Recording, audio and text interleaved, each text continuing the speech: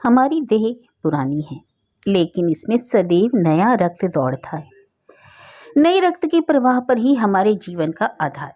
पृथ्वी की इस चिरंतन व्यवस्था में यह नयापन उसके एक एक अणु में और एक एक कण में तार में बसे हुए स्वरों की भांति गूंजता रहता है। और यह 100 साल की बुढ़िया आज भी नई नवेली दुल्हन बनी हुई है। जब से लाला डंगामल ने नया विवाह किया है, उनका यौवन नए सिरे से जाग उठा है। जब पहली स्त्री जीवित थी तब वे घर में बहुत कम रहते थे। प्रातः से 10-11 बजे तक तो पूजा पाठ ही किया करते रहते थे। फिर भोजन करके दुकान चले जाते। वहां से 1 बजे रात लौटते तो थके मांदे सो जाते। यदि लीला कभी कहती जरा और सवेरे आ जाया करो तो बिगड़ जाते और कहते तुम्हारे लिए क्या दुकान छोड़ दूं या रोजगार बंद कर दूं। यह वह जमाना नहीं है कि एक लोटा जल चढ़ाकर लक्ष्मी प्रसन्न कर ली जाए। आज उनकी चौखट पर माथा रगड़ना पड़ता है, तब भी उनका मुंह सीधा नहीं होता। लीला बेचारी चुप हो जाती। अभी 6 महीने की बात है। लीला को ज्वर चढ़ा हुआ था। लाला जी दुकान जाने लगे। तब उसने डरते डरते कहा था, देखो देखो जी, मेरा जी अच्छा नहीं है, आज जरा सवेरे आ जाना। डंगामल ने पगड़ी उतारकर खूंटी पर लटका दी और बोले, अगर मेरे बैठे रहने से तुम्हारा जी अच्छा हो जाए तो मैं दुकान ही ना जाऊंगा। लीला हताश होकर बोली, मैं दुकान जाने को तो ना मना करती, केवल जरा सवेरे आने को कहती हूँ। तो क्या मैं दुकान पर बैठकर मौज किया करता हूँ? लीला इसका क्या जवाब देती? पति का यह स्नेहहीन व्यवहार उसके लिए कोई नई बात तो न थी। इधर कई साल से उसे इसका कठोर अनुभव हो रहा था कि उसकी इस घर में कद्र नहीं है। वह अक्सर इस समस्या पर विचार भी किया करती, पर वह अपना कोई अपराध ना पाती। वह पति की सेवा अब पहले से कहीं ज्यादा करती, उनके कार्यभार को हल्का करने की बराबर चेष्टा करती रहती, बराबर प्रसन्नचित्त रहती, कभी उनकी इच्छा के विरुद्ध कोई काम नहीं करती। अगर उसकी जवानी ढल चुकी थी तो इसमें इसका क्या अपराध? किसी की जवानी सदैव स्थिर रहती है। अगर अब उसका स्वास्थ्य उतना अच्छा ना था तो इसमें इसका क्या दोष? उसे बेकसूर को क्यों दंड दिया जाता है? उचित तो यह था कि 25 साल का सहचर्य अब एक गहरी मानसिक और आत्मिक अनुरूपता का रूप धारण कर लेता, जो दोष को भी गुण बना लेता है, जो पके फल की तरह ज्यादा रसीला, ज्यादा मीठा, सुंदर हो जाता है। लेकिन लाला जी का वणिक हृदय हर एक पदार्थ को वाणिज्य की ही तराजू में तौलता था। बूढ़ी गाय जब ना दूध दे सकती है ना बच्चे, तब उसके लिए गौशाला ही सबसे अच्छी जगह है। उनके विचार में लीला के लिए इतना ही काफी था कि घर की मालकिन बनी रहे, आराम से खाए और पड़ी रहे। उसे अख्तियार है, चाहे जितने जेवर बनवाए, चाहे जितना स्नान व पूजा करे, केवल उनसे दूर रहे। मानव प्रकृति की जटिलता का एक रहस्य यह था कि डंगामल जिस आनंद से लीला को वंचित रखना चाहते थे, जिसकी उसके लिए कोई जरूरत ही न समझते थे, खुद उसी के लिए सदैव प्रयत्न करते रहते। लीला 40 वर्ष की होकर बूढ़ी समझ ली गई थी, किंतु 43 के होकर भी वे अभी जवान थे और जवानी के उन्माद और उल्लास से भरे हुए। लीला से अब उन्हें एक तरह की अरुचि होती थी और वह दुखिया जब अपनी त्रुटियों का अनुभव करते के प्रकृति के निर्दय आघातों से बचने के लिए रंग व रोगन की आड़ लेती, तब लाला जी उसके बूढ़े नखरों से और भी घृणा करने लगते। कहते, वह हरी तृष्णा, 7 लड़कों की तो माँ हो गई, बाल खिचड़ी हो गए, चेहरा धुले हुए फलालन की तरह सिकुड़ गया, मगर आपको अभी महावार, सिंदूर, मेहंदी, उपटन की हवस बाकी है। औरतों का स्वभाव भी कितना विचित्र है, ना जाने क्यों बनाव श्रृंगार पर इतना जान देती हैं। पूछो अब तुम्हें और क्या चाहिए? क्यों नहीं मन को समझा लेती कि जवानी विदा हो गई और इन उपादानों से वह वापस ना बुलाई जा सकती। लेकिन वे खुद जवानी का स्वप्न देखते रहते। उनकी जवानी की तृष्णा भी शांत न हुई थी। जाड़ों में रसों और पाकों का सेवन करते रहते थे। हफ्ते में 2 बार खिजाब लगाते और डॉक्टर से मंकी लैंड के विषय में पत्र व्यवहार करते रहते। लीला ने उन्हें असमंजस में देखकर कातर स्वर में पूछा, कुछ बतला सकते हो कि क्या बजे आओगे? लाला जी ने शांत भाव से पूछा, तुम्हारा जी आज कैसा है? लीला क्या जवाब दे? अगर कहती कि बहुत खराब है तो शायद महाशय कहीं बैठ ना जाए और जली कटी सुनाकर अपने दिल का गुबार निकाले, और अगर कहती है कि अच्छी हूं तो शायद निश्चिंत होकर 2 बजे तक कहीं खबर ले। इस दुविधा में डरते डरते बोली, अब तक तो हल्की थी, लेकिन अब कुछ भारी हो रही। तुम जाओ, दुकान पर लोग तुम्हारी राह देखते होंगे। हाँ, ईश्वर के लिए 1-2 ना बजा देना, लड़के सो जाते हैं, मुझे जरा भी अच्छा नहीं लगता, जी घबराता है। सेठ जी ने अपने स्वर में स्नेही की चाशनी देकर कहा, 12 बजे तक आ जरूर जाऊंगा। लीला का मुख धूमिल हो गया। उसने कहा 10 बजे तक नहीं आ सकते? 11:30 से पहले तो किसी तरह नहीं। नहीं 10:30, अच्छा 11। लाला जी वादा करके चले गए, लेकिन 10 बजे रात को एक मित्र ने मुजरा सुनने के लिए बुला भेजा। इस निमंत्रण को कैसे इनकार कर देते? जब एक आदमी आपको खातिर से बुलाता है तो यह कहाँ की भलमानसता है कि आप उसका निमंत्रण अस्वीकार कर दें। सो लाला जी मुजरा सुनने चले गए। 2 बजे लौटे। चुपके से आकर नौकर को जगाया और अपने कमरे में आकर लेटे रहे। लीला उनकी राह देखती, प्रतिक्षण विकल वेदना का अनुभव करती हुई ना जाने कब सो गई थी। अंत को इस बीमारी ने अभागिनी लीला की जान ही लेकर छोड़ा। लाला जी को उसके मरने का बड़ा दुख हुआ। मित्रों ने संवेदना के तार भेजे। एक दैनिक पत्र ने शोक प्रकट करते हुए लीला के मानसिक और धार्मिक सद्गुणों का खूब बढ़ाकर वर्णन किया। लाला जी ने इन सभी मित्रों को हार्दिक धन्यवाद दिया और लीला के नाम से बालिका विद्यालय में 5 वजीफे प्रदान किए तथा मृतक भोज तो जितने समारोह से किया गया वह नगर के इतिहास में बहुत दिनों तक याद रहेगा।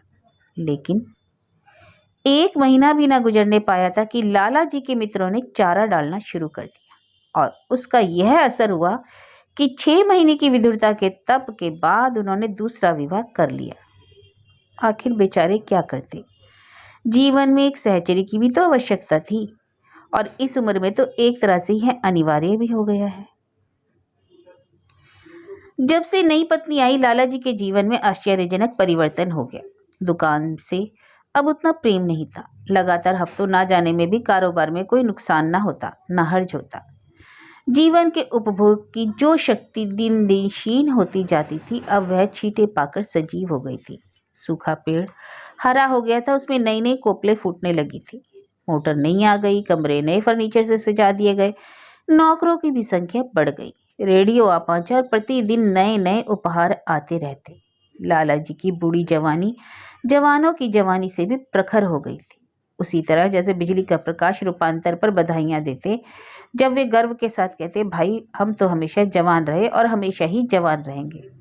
बुढ़ापा यहाँ आए तो मुंह में कालिक लगाकर गधे पर उल्टा सवार कर आके शहर से ना निकाल दें। जवानी और बुढ़ापे को ना जाने के लोग अवस्था से संबंध कर देते हैं। जवानी का उम्र में उतना ही संबंध है जितना धर्म का आचार से, रुपए का ईमानदारी से, रूप का श्रृंगार से। आजकल के जवानों को आप जवान कहते हैं, उनकी 1000 जवानियों को अपने 1 घंटे से भी ना बदलूंगा। मालूम होता है उनकी जिंदगी में कोई उत्साह ही नहीं, कोई शौक ही नहीं। जीवन क्या है? गले में पड़ा हुआ एक ढोल है। यह शब्द घटा बढ़ाकर वे आशा के हृदय पटल पर अंकित करते रहते थे। उसे बराबर सिनेमा, थिएटर, दरिया की सैर के लिए आग्रह करते रहते, लेकिन आशा को न जाने क्यों इन बातों से जरा भी रुचि न थी। वह जाती तो थी, मगर बहुत टालटुल करने के बाद। एक दिन लाला जी ने आकर कहा, चलो जरा बजरे की दरिया की सैर कर लें। वर्षा के दिन थे, दरिया चढ़ा हुआ था। मेघमालाएं अंतरराष्ट्रीय सेनाओं की भांति रंग बिरंगी वर्दियां पहने आकाश में कवायद कर रही थी। सड़क पर लोग मलार और बारहमासा गाते चलते थे। बागों में झूले पड़ गए थे। आशा ने बेदिली से कहा, मेरा तो जी ना चाहता। लाला जी ने मृदु प्रेरणा के साथ कहा, कैसा है तुम्हारा मन जो अमोद प्रमाद की ओर आकर्षित नहीं होता? अच्छा चलो जरा दरिया की सैर देखो। सच कहता हूँ, बजरे पर बड़ी बहार रहेगी। आप जाएं, मुझे और कई काम करने हैं। काम करने को आदमी है, तुम क्यों करोगी? महाराज अच्छे सालन नहीं पकाता। आप खाने बैठेंगे तो यूं ही उठ जाएंगे। आशा अपने अवकाश का बड़ा भाग लाला जी के लिए तरह तरह का भोजन पकाने में ही लगाती थी। उसने किसी से सुन रखा था कि एक विशेष अवस्था के बाद पुरुष के जीवन का सबसे बड़ा सुख रसना का स्वाद ही रह जाता है। लाला जी की आत्मा खिल उठी। उन्होंने सोचा कि आशा को उनसे कितना प्रेम है कि वह दरिया की सैर को उनकी सेवा के लिए छोड़ रही है। और एक लीला थी कि मान ना मान चलने को तैयार, पीछा छुड़ाना पड़ता था। खामाखा सिर पर सवार हो जाती थी और सारा मजा किरकिरा कर देती थी। स्नेह भरे उल्हाने से बोले, तुम्हारा मन भी विचित्र है। अगर एक दिन सालन फीका ही रहा तो ऐसा क्या तूफान आ जाएगा? तुम तो मुझे बिल्कुल निकम्मा बनाए देती हो। अगर तुम न चलोगी तो मैं भी न जाऊंगा।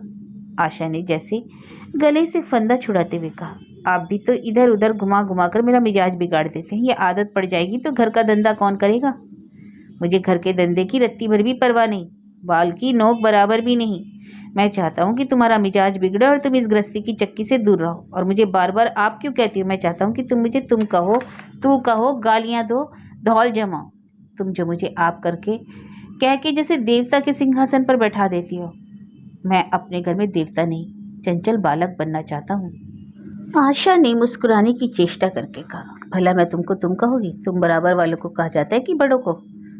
मुनीम ने 1 लाख घाटे की खबर सुनाई होती तो भी शायद दादाजी को इतना दुख ना होता जितना आशा के इन कठोर शब्दों से हुआ। उनका सारा उत्साह, सारा उल्लास जैसे ठंडा पड़ गया। सिर पर बाकी रखी हुई फूलदार टोपी, गले में पड़ी हुई जोगेरी रंग की चुनी हुई रेशमी चादर और तंजीब की बेलदार कुर्ता जिसमें सोने के बटन लगे हुए थे, यह सारा ठाठ कैसे उन्हें हास्यजनक जान पड़ने लगा, जैसे सारा नशा किसी मंत्र से उतर गया हो। निराश होकर बोले, तो तुम्हें चलना है या नहीं? नहीं, मेरा जीना चाहता। तो मैं भी ना जाऊं। मैं आपको कब मना करती हूँ? फिर आप कहा। आशा ने जैसे भीतर से जोर लगाकर तुम और उसका मुखमंडल लज्जा से आरक्त हो गया। हाँ, इसी तरह तुम कहा करो। तो तुम नहीं चल रही? अगर मैं कहूँ तो तुम्हें चलना पड़ेगा। हाँ, तब चलूंगी, क्योंकि आपकी आज्ञा मानना मेरा धर्म है। लाला जी आज्ञा ना दे सके। आज्ञा और धर्म जैसे शब्द उनके कानों में चुभने से लगे। खिसियाए हुए बाहर को चल पड़े। उस वक्त आशा को उन पर दया आई। बोली, कब तक लौटोगे?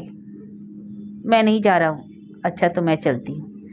जैसे कोई जिद्दी लड़का रोने के बाद अपनी इच्छित वस्तु पाकर उसे पैरों से ठुकरा देता है, उसी तरह लाला जी ने मुंह बनाकर कहा, तुम्हारा जी नहीं चलता तो मैं ना चली। मैं आग्रह नहीं करता।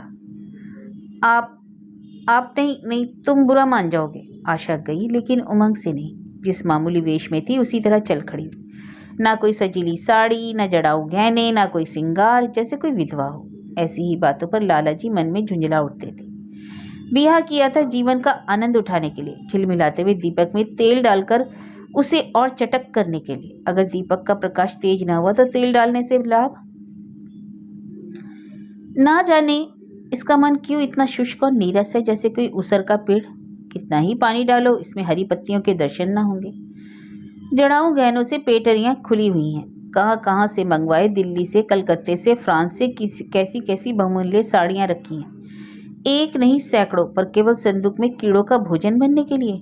दरिद्र घर की लड़कियों में यही एक ऐब होता है कि उनकी दृष्टि सदैव संकीर्ण ही रही। ना खा सके, ना पहन सके, ना दे सके।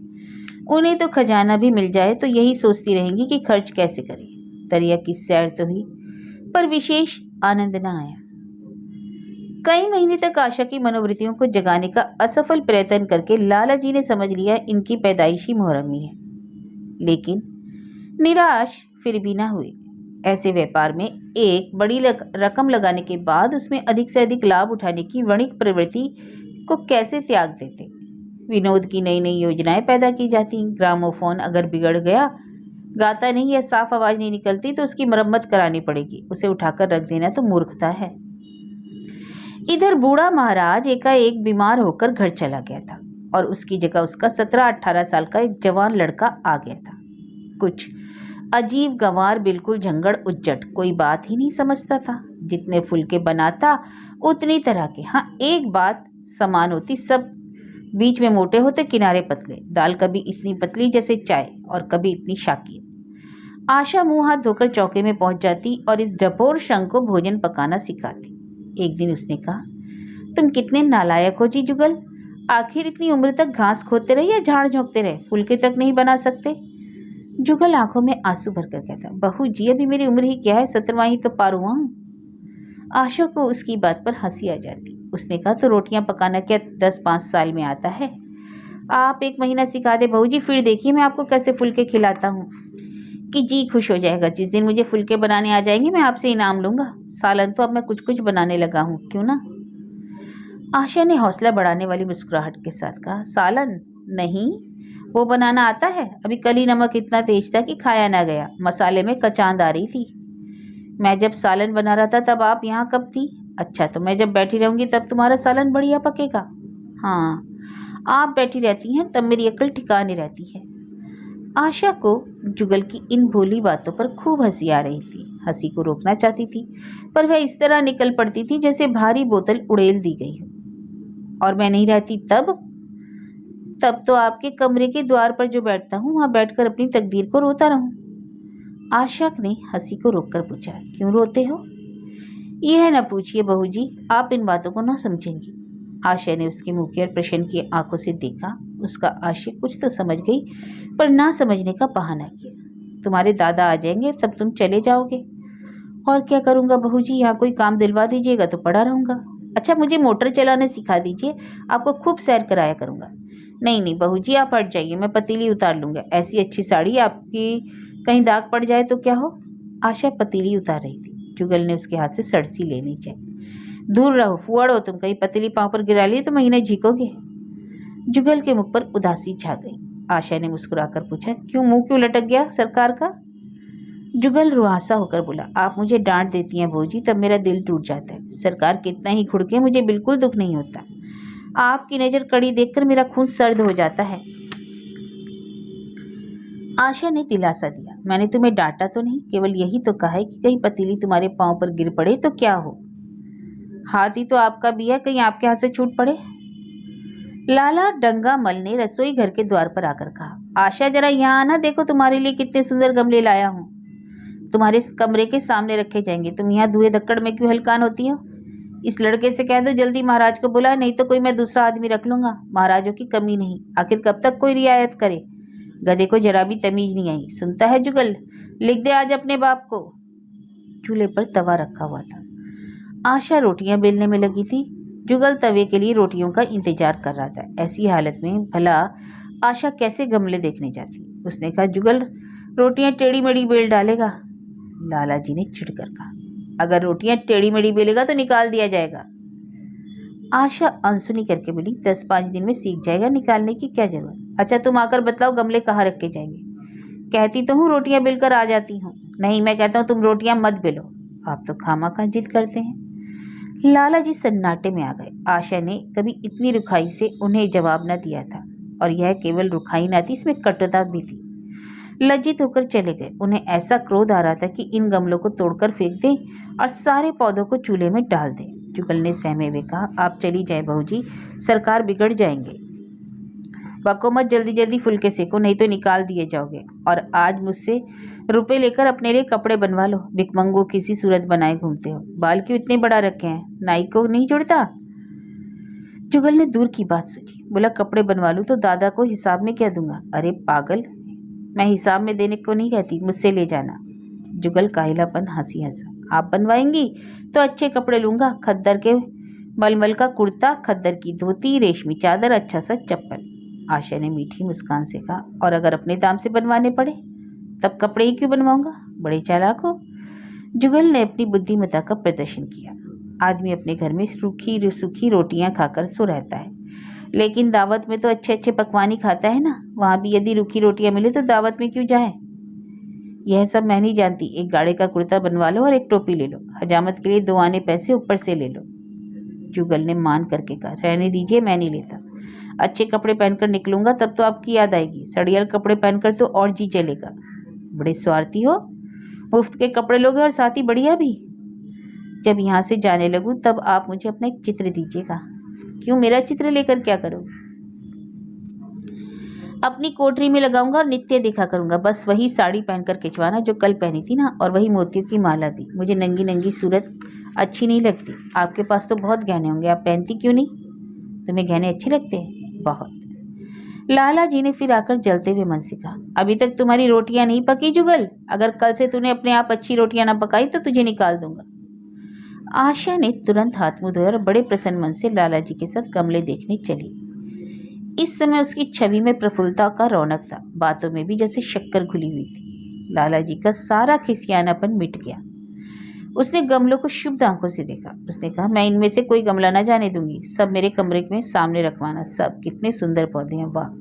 अच्छा, इनके हिंदी नाम भी मुझे बतला देना। लाला जी ने छेड़ा, सब गमले क्या करोगी, 10-5 पसंद कर लो, शेष में बाहर रखवा दूंगा। जी नहीं, एक भी न छोड़ूंगी, सब यहीं रखे जाएंगे। अरे बड़ी लालचन हो तुम। लालचन ही सही, मैं आपको एक भी ना दूंगी। 2-4 तो दे दो, इतनी मेहनत से लाए हूं। जी नहीं, इसमें से एक भी ना मिलेगा। दूसरे दिन आशा ने अपने को आभूषण से खूब सजाया और फिरोजी साड़ी पहनकर निकली। लाला जी की आंखों में ज्योति आ गई। समझे अवश्य ही अब उनके प्रेम का जादू कुछ कुछ चल रहा है। नहीं तो उनके बार बार के आग्रह करने पर भी, बार बार याचना करने पर भी उसने कोई आभूषण न पहना था। कभी कभी मोतियों का हार गले में डाल लेती, वह भी ऊपरी मन से। आज वह आभूषणों से अलंकृत होकर फूली न समाती, इतराई जाती है, मानो कहती है देखो मैं कितनी सुंदर हूं। पहले जो बंद कली थी आज खिल गई। लाला जी पर घड़ों नशा चढ़ा था। वे चाहते थे कि उनके मित्र और बंधु वर्ग आकर इस सोने की रानी के दर्शन करके अपनी आंखें ठंडी करें, देखें कि वह कितनी सुखी, संतुष्ट और प्रसन्न है। जिन विद्रोहियों ने विवाह के समय तरह तरह की शंकाएं की थी, वे आंखें खोलकर देखे कि डंगामल कितना सुखी है। विश्वास, अनुराग और अनुभव ने चमत्कार किया। उन्होंने प्रस्ताव किया चलो कहीं घूम आए, बड़ी मजेदार हवा चल रही है। आशा इस वक्त कैसे जा सकती थी, अभी उसे रसोई में जाना था। वहां से कहीं 12 बजे 1 बजे तक फुर्सत मिलेगी, फिर घर के दूसरे धंधे सिर पर सवार हो जाएंगे। सैर सपाटे के पीछे घर चौपट कर दे। सेठ जी ने उसका हाथ पकड़ लिया और कहा नहीं, आज मैं तुम्हें रसोई में न जाने दूंगा। महाराज से किए कुछ ना होगा तो आज उसकी शामत आ जाएगी। आशा के मुख पर से प्रफुल्लता जाती रही, मन भी उदास हो गया। एक सोफे पर लेटकर बोली, आज ना जाने क्यों कलेजे में मीठा मीठा दर्द हो रहा है। ऐसा दर्द कभी नहीं होता था। सेठ जी घबरा उठे। कैसा दर्द हो रहा है? हो तो रहा है रात से ही, लेकिन अभी कुछ कम हो गया, अब फिर होने लगा है रह रहकर जैसे चुभन होती है। सेठ जी एक बात सोचकर दिल ही दिल में फूल उठे। अब वे गोलियां रंग ला रही हैं। राजवैद्य जी ने कहा था कि जरा सोच समझकर इनका सेवन कीजिए, क्यों ना हो। खानदानी वैद्य हैं, इनके बाप बनारस के महाराज के चिकित्सक थे। पुराने और परीक्षित नुस्खे हैं इनके पास। उन्होंने कहा तो रात से ही दर्द हो रहा है, तुमने मुझसे कहा नहीं तो वैद्य जी से कोई दवा मंगवाता। मैंने समझा था आप ही आप अच्छा हो जाएगा, मगर अब बढ़ रहा है। कहाँ दर्द हो रहा है जरा देखो, कुछ सूजन तो नहीं। सेठ जी ने आशा के आंचल की तरफ हाथ बढ़ाया। आशा ने शर्माकर सिर झुका लिया। उसने कहा यह तुम्हारी शरारत मुझे अच्छी नहीं लगती। मैं अपनी जान से मरती, तुम्हें हंसी सूझती है? जाकर कोई दवा ला दो। सेठ जी अपने पुरुषत्व का यह डिप्लोमा पाकर उससे कहीं ज्यादा प्रसन्न हुए जितना राय बहादुरी पाकर होते। इस विजय का डंका पीटे बिना तो उन्हें चैन नहीं आ सकता। जो लोग उनके विवाह से के विषय में द्वेषमय टिप्पणियां कर रहे थे, उन्हें नीचे दिखाने का कितना अच्छा अवसर हाथ आया, और इतनी जल्दी। पहले पंडित भोलानाथ के पास गए और भाग्य ठोककर बोले, भाई मैं तो बड़ी विपत्ति में फंस गया। कल से उनके कलेजे में दर्द हो रहा है, कुछ बुद्धि काम नहीं करती। कहती हैं ऐसा दर्द पहले कभी ना हुआ। भोलानाथ ने कुछ बहुत हमदर्दी ना दिखाई। सेठ जी यहाँ से उठकर अपने दूसरे मित्र लाला फागमल के पास पहुंचे और उनसे भी लगभग इन्हीं शब्दों में शोक संवाद कहा। फागमल बड़ा शोधा था, मुस्कुराकर बोला, मुझे तो आपकी शरारत मालूम होती है। सेठ जी की बाँछें खिल गई। उन्होंने कहा, मैं अपना दुख सुना रहा हूँ, तुम्हें दिल लगी सूझती है? जरा भी आदमियत नहीं है तुम्हें। मैं दिल लगी नहीं कर रहा, इसमें दिल लगी की क्या बात है? वे है कमसीन कोमलांगी, आप ठहरे पुराने लठैत दंगल के पहलवान। बस अगर यह बात ना निकले तो मुझे मुड़वा लूं। सेठ जी की आंखें जगमगा उठी, मन में यौवन की भावना प्रबल हो उठी। उसके साथ ही मुख पर भी यौवन की झलक आ गई, छाती जैसे फैल गई। चलते समय उनके पग कुछ अधिक मजबूती से जमीन पर पड़ने लगे और सिर की टोपी भी ना जाने कैसे बांकी हो गई। आकृति से बांकपन की शान बरसने लगी। जुगल ने आशा को सिर से पांव तक जगमगाते देखकर कहा, बस बहू जी आप इसी तरह पहने ओढ़े रहा करें, आज मैं आपको चूल्हे के पास ना आने दूंगा। आशा ने नयन वन चलाकर कहा, क्यों आज यह नया हुक्म क्यों? पहले तो तुमने कभी मना नहीं किया। आज की बात दूसरी है, जरा सुनो क्या बात है। मैं डरता हूँ आप कहीं नाराज ना हो जाए। नहीं नहीं, नाराज ना होगी, आज आप बहुत सुंदर लग रही हैं। लाला डंगामल ने असंख्य बार आशा के रूप और यौवन की प्रशंसा की थी, मगर उनकी प्रशंसा में उसे बनावट की गंध आती थी। वह शब्द उनके मुख से निकलकर कुछ ऐसे लगते जैसे कोई पंगु दौड़ाने की चेष्टा कर रहा है। जुगल के इन सीधे शब्दों में एक उन्माद था, नशा था, चोट थी। आशा की सारी देह प्रकंपित हो गई। तुम मुझे नजर लगा दोगे जुगल? इस तरह क्यों घूरते हो? जब यहाँ से चला जाऊंगा तब आपकी बहुत याद आएगी। रसोई पकाकर तुम सारे दिन क्या करते हो, दिखाई नहीं देते? सरकार रहते इसलिए नहीं आता। फिर अब तो मुझे जवाब मिल रहा है, देखिए भगवान कहाँ ले जाते हैं। आशा की मुख मुद्रा कठोर हो गई। उसने कहा, कौन तुम्हें जवाब देते हैं? सरकारी तो कहते हैं निकाल दूंगा। अपना काम किए जाओ, कोई नहीं निकलवाएगा। अब तो तुम फुलके भी अच्छे बनाने लगे। पर सरकार हैं बड़े गुस्सेवर, 2-4 दिन में उनका मिजाज ठीक किए देती हूँ। आपके साथ चलते हैं तो आपके बाप से लगते हैं। तुम बड़े मुंहफट हो, खबरदार जब जबान संभाल कर बातें किया करो। किंतु अप्रसन्नता का यह झीना आवरण उनके मनोरहस्य को ना छिपा सका। वह प्रकाश की भांति उसके अंदर से निकला पड़ता था। जुगल ने फिर भी निर्भीकता से कहा, मेरा मुंह कोई बंद कर ले। यहाँ तो सभी यही कहते हैं, मेरा ब्याह कोई 50 साल की बुढ़िया से कर दे तो मैं घर छोड़कर भाग जाऊं या खुद जहर खा लूं या उसे जहर देकर मार डालूं, फांसी ही तो होगी। आशा उस कृत्रिम क्रोध को कायम न रख सकी। जुगल ने उसकी हृदय वीणा के तारों पर मिजराब की ऐसी चोट मारी थी कि उसके बहुत जब्त करने पर भी मन की व्यथा बाहर निकला। उसने कहा, भाग्य भी तो कोई वस्तु है, ऐसा भाग्य जाए भाड़ में। तुम्हारा ब्याह किसी बुढ़िया से ही करूंगी, देख लेना। तो मैं जहर खा लूंगा, देख लीजिएगा। क्यों? बुढ़िया तुम्हें जवान स्त्री से ज्यादा प्यार करेगी, ज्यादा सेवा करेगी, तुम्हें सीधे रास्ते पर रखेगी। यह सब काम माँ का है। बीवी जिस काम के लिए है उसी काम के लिए। तो आखिर बीवी किस काम के लिए है? मोटर की आवाज आई। न जाने कैसे आशा के सिर का आंचल खिसक कर कंधे पर आ गया। उसने जल्दी से आंचल खींचकर सिर पर रख लिया। कहती हुई अपने कमरे में गई कि लपकी की लाला भोजन करके चले जाएं, तब आना।